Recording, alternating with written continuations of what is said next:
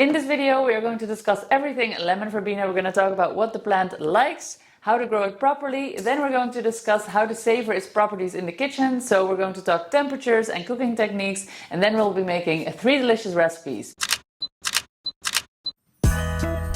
Hi folks, we're Sophie and Philippe, 2 professional chefs and regenerative farmers, on a mission to empower people to grow, cook and preserve nutrient-dense, regeneratively grown, delicious food. We bring you how-to recipes, stories that bridge the gap between the land and our plates, sprinkled with a pinch of humor and lots of grit.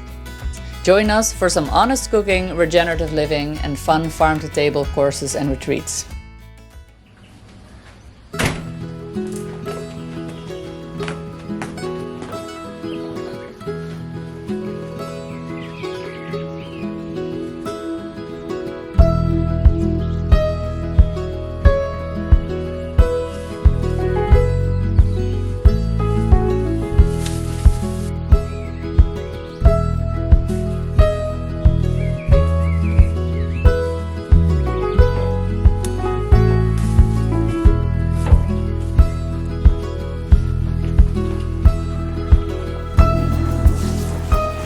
And there we have it, a giant bush of lemon verbena. So first things off, let's talk about what this plant actually likes. So lemon verbena grows best in very fertile, well-draining soils. It likes full sunlight, but it needs to keep hydrated really well. If it's in a dark spot or in a shady spot, it starts to get very pretty, like it doesn't have a nice bush. It will make long arms left and right and it will look empty.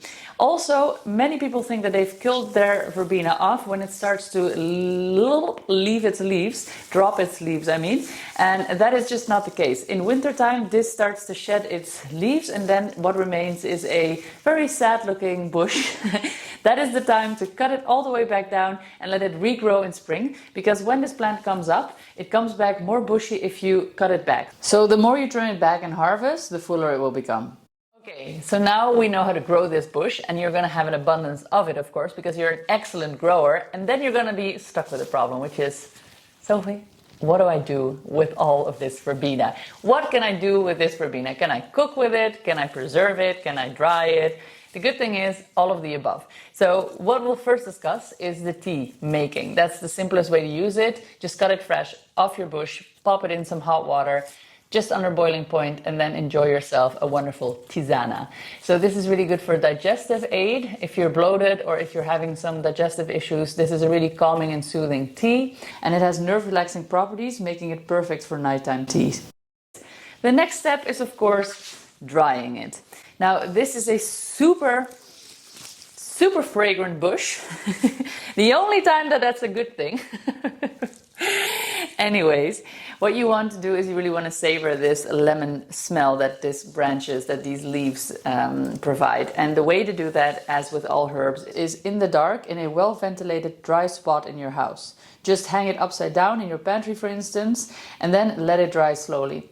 After a few days or weeks, I move the dry herbs into a large bag, and then I remove the leaves from the sprigs without making a mess.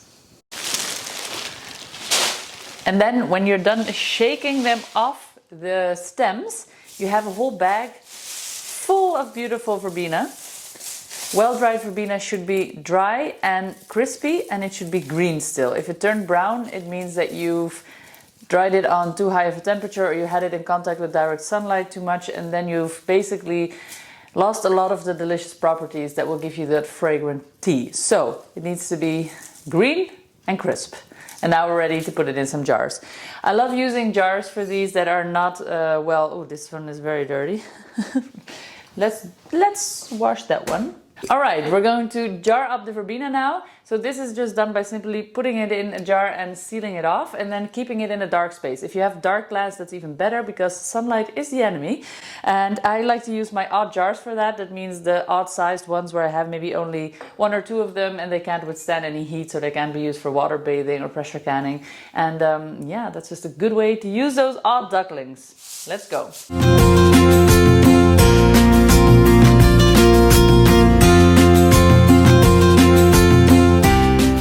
500 jars later, we are done.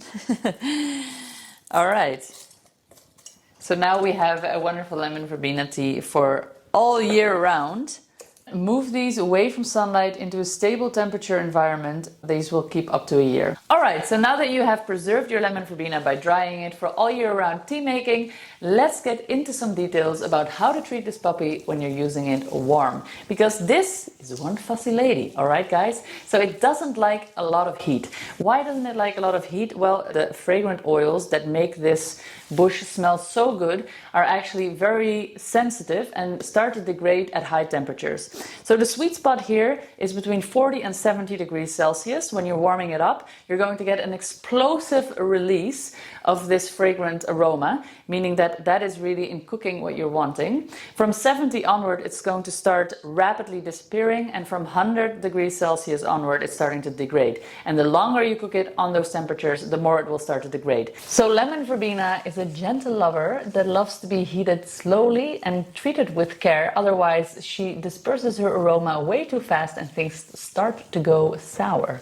And that brings us to our first recipe, because it is an infusion, and that is actually one of the best way to savor the flavor of lemon verbena, because it binds really well to sugar syrup and also to fats, so things like heavy cream, butter, oil, and that is what we're going to be doing in this first recipe coming right up, a lemon and honey posset. So for the posset, we'll be using 1/3 cup of honey, 3 lemons plus the zest of an extra lemon, 2 cups of thick cream, a microplane, our cup measurer, and of course, that was a lot of sound. We're going to be using a lot of these fresh leaves. I'm going to be specifically using the tips, so the young leaves, for this recipe. You will need about 1 handful of tender lemon verbena leaves. Once gathered, start by slicing your lemons lengthways in order to turn them into natural ramekins. Easiest is to juice them using an electric juicer, otherwise a spoon will also work fine. Save 75 ml of lemon juice for the recipe and the rest to make a delicious lemonade later on.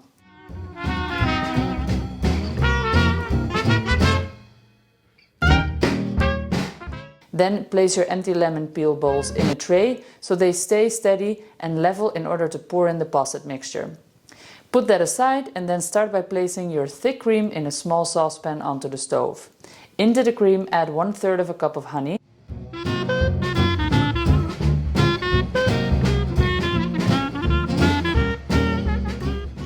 Taste your cream and add a little more honey if you have a sweet tooth like I do, and then add in a bit of salt. Turn on the heat and let it boil. Boil it for at least 3 minutes for a good set of the posset.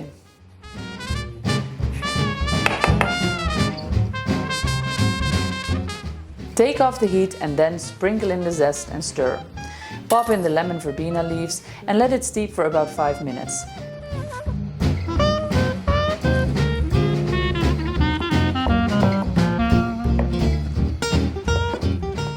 Then remove the leaves and pour the mixture into the lemon cups.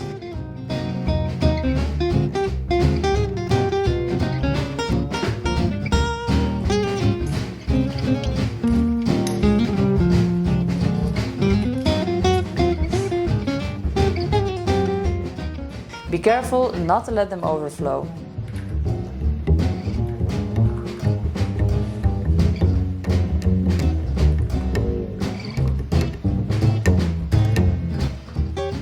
I had a little left, so I filled another 2 real ramekins and then placed them into the fridge for the first 20 minutes.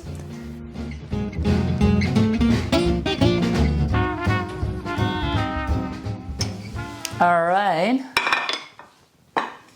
Intermezzo, I just quickly took out my lemon possets because they're starting to set already and they were still very warm. That's why I didn't want to put anything on top, because then it starts to condense at the top and then, you know, that water drops back into your posset. But now that they are cool enough, I'm going to cling fill them because I don't want them tasting like fridge pousses. So what we'll do is we'll actually not use any cling film. By the way, I wanted to take this opportunity to thank somebody who sent me a wonderful gift from Germany. And I think her name was Pauline, if I'm not mistaken. If your name was not Pauline, I really apologize because something terrible happened. I got the envelope with, you know, I've got the package with your name on it, and then it got thrown away before I could, you know, write you back and thank you. So I'm doing it online. in a previous episode, asked about baking paper and if anybody knew a really good alternative, sustainable medium. And it turns out that in Germany they make something called compostella. And compostella is baking paper that is basically biodegradable, and they send this to us. So thank you very much. I really appreciate it, and it is being used. And it works really well. The only thing is that if you use very wet ingredients, I've noticed, it tends to stick a little bit. So I then oil it a little bit as well as using the paper. I do that for cake making, for instance, for certain recipes. All right, back on track. These lemon poussets, by the way, are making me think of a trip to Italy and drinking limoncello, which brings me to limoncello, and that doesn't bring me to Italy, but actually that reminds me of the France retreat. It's going to be really amazing. We're going to meet with a group of people. There's only a few spots left, so I'm really excited that already so many of them sold. We'll be going to France for a really nice culinary vacation / cooking retreat. So people will enjoy lots of hands-on workshops and stuff, but we're also going to explore markets, go to a local regenerative farm, we're going to go to a cider house, we're going to have so much fun, and we're going to eat so much delicious food, and we're also going to leisure. So I'm very excited about that, and I just wanted to let you guys know. So if you are also interested in that, you can check that out on our website. Alrighty, so this is now my cling film substitute. These are going on top, and then these little ones are going to get covered like this. Who needs plastic? 5 hours later, I took them out and they were ready to serve. The consistency is a little like creme brulee. They're tart and fragrant and super easy to make, so definitely give this a try at home.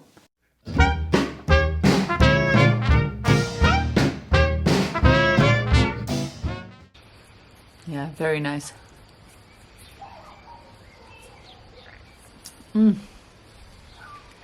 This is not a punishment.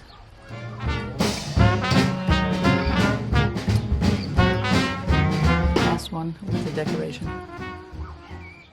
And that brings us to the clip of me on mute. Excitingly telling you all how I'm going to be making some lemon verbena lemonade. I'm also happily rambling on about how our baby boy is an angel and how he is still feeding through the night, so don't mind my foggy brain, which the fact that this audio was turned off is evidence of. Eek! So here is the recipe. Simply fill a glass jar with as much lemon verbena as you can. Then add about 100 ml of lemon juice, 4 tablespoons of honey, and then simply top it off with water. Give this an amazing shake, with or without a newborn in your arms, and then give it a taste. It should be delicious as is. All right, let's taste this. Is this on? Is that on? Is everything on? Ha ha ha. Yeah. I've shaken it nice and well.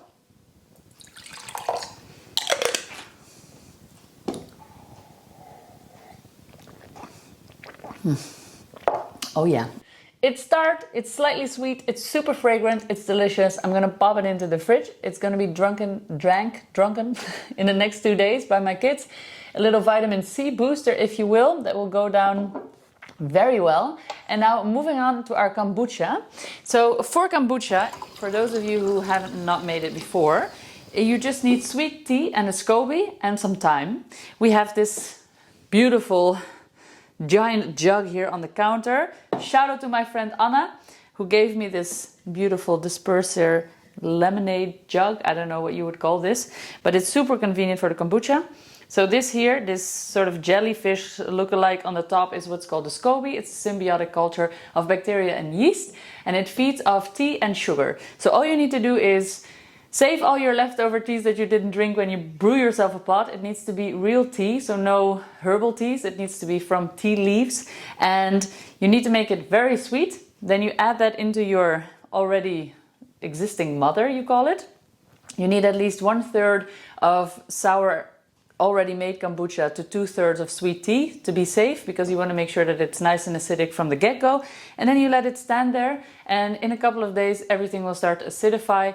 The longer you wait, the more acidic it will become. It will become super acidic if you don't feed it again and, you know, take some away and then feed it again, because yeah, all of the sugars will just have been digested and acidity will have been created by the SCOBY. So the way we do this, I'm rambling, is every time that we want to make a nice infused kombucha, like the one we're making now, I first add a few tablespoons of sugar to the bottom of an empty jar. I then add about half kombucha and half water. I shake that very well, and then I close off the lid really well. This way it will carbonize, because the digesting that is happening within the bottle of the sugar will create carbon dioxide, and that is going to pressurize the liquid so that when we open it, it's going to get that nice fizzle, shizzle fizzle, and then we have ourselves a delicious fizzy drink. So 4 big heaped tablespoons of coconut sugar, 1 bottle full of verbena sprigs, and a mature kombucha.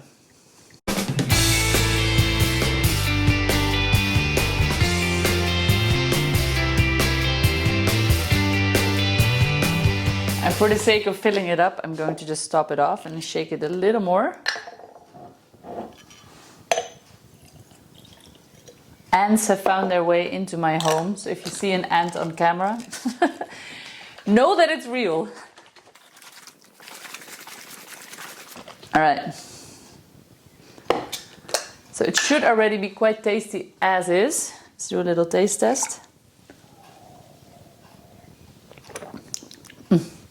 But it's still too sweet now. So we want some of those sugars to get digested. And this is going to happen on room temperature. So what's going to happen is the green of this verbena is going to go a little, but that's fine. It's going to release a lot of aromatics. But you really want to drink this in the next day or 2. Otherwise, the bitterness of the leaves are starting to go into the tea. On the counter, room temp. In the fridge, nice and cool. Alright, and that brings us to the last recipe of this video, which is a delicious grilled chicken breast with lemon verbena pesto. So I'm going to pop these aside, and then the ones that I have left, I'll be hanging these for tea. Voila! Ready to hang. First things first, for this pesto, what we're going to do is we're going to take off all these little leaves, get mostly the small and tender ones. If you're getting closer to the bottom of the stem and the leaves start to feel a little rough, don't use those because they're not good for pesto. Pesto making. I sound so Dutch when I say that. I can make you a little pesto. My English is really perfect, you know. My English is so good. I mean, I know that I barely have an accent. Echt barely. Sorry. I know that you can hear that I'm a non-native speaker, but whenever I hear Dutch people speaking English, you recognize them instantly. And so when I start speaking English and somebody comes and says, "Oh, you're Dutch, aren't you?" I always think, "Oh, why? I've watched so many hours of television not to sound like I'm Dutch, but can't hide the roots, can't hide the origins." Nor do I really want to. I'm weirdly proud at the same time of being Dutch. Even though I don't want to be associated with them, so it's an interesting concept. Alright, let's begin. So in front of me I have all the ingredients for this pesto and these grilled chicken breasts. What we have here is some black pepper, some salt, some bay rose, which is pink pepper. It's from a Peruvian tree. It's very delicious and aromatic. Then we have 3 chicken breasts. I've got 2 handfuls of cashew nuts and 1 lemon. Then we have olive oil, and of course I have my already harvested leaves. So the first thing we're going to do is actually season the breast, because if you do that a bit in advance, it's going to suck out some of the moisture, which means that when you grill it, you get a better sear, because the meat will actually reabsorb that salty water, because you've denatured the proteins in the meat, and then you're going to get a better crust and a more delicious breast. And who doesn't like a delicious breast? I know I do. Let's go! I slice my breast through the middle in order to butterfly them, creating a more even sear on the grill. I then season them heavily with salt and pepper and rub in the seasoning well.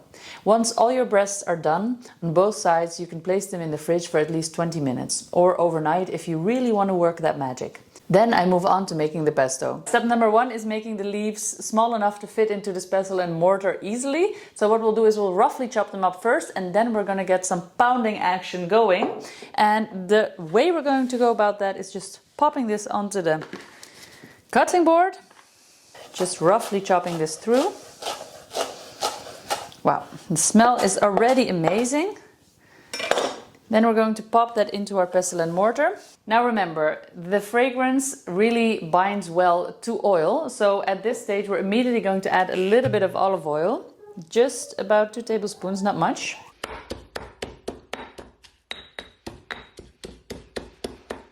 Once most of the leaves are broken up, I'm going to add a small amount of coarse salt to help break up the leaves further. And then I will add the nuts. And then I'll keep pounding until they are all broken up as well.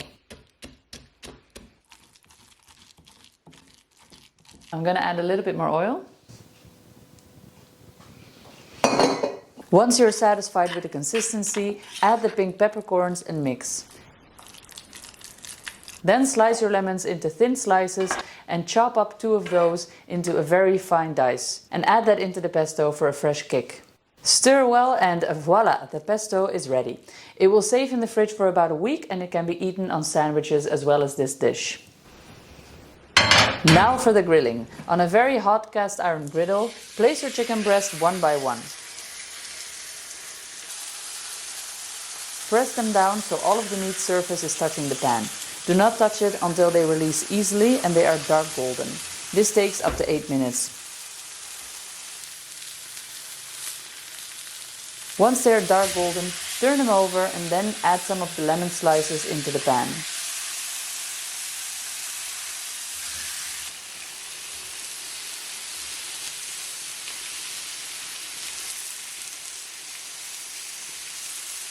Halfway through the searing, on the other side, spread on your pesto generously and drizzle with some honey.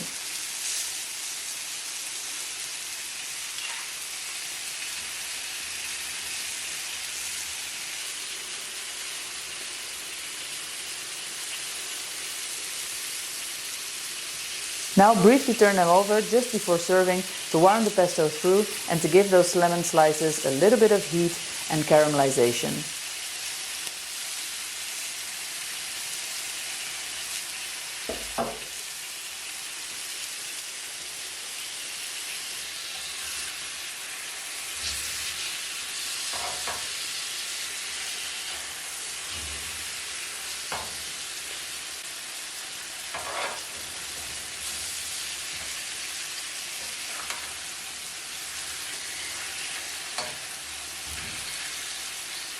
Let the whole grill for another minute or 3 and then they are ready to serve.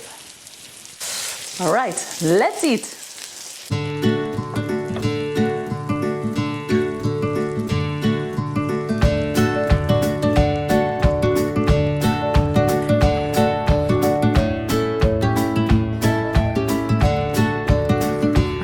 Don't want to brag, but this looks very good, right? On your own self first because I'm filming.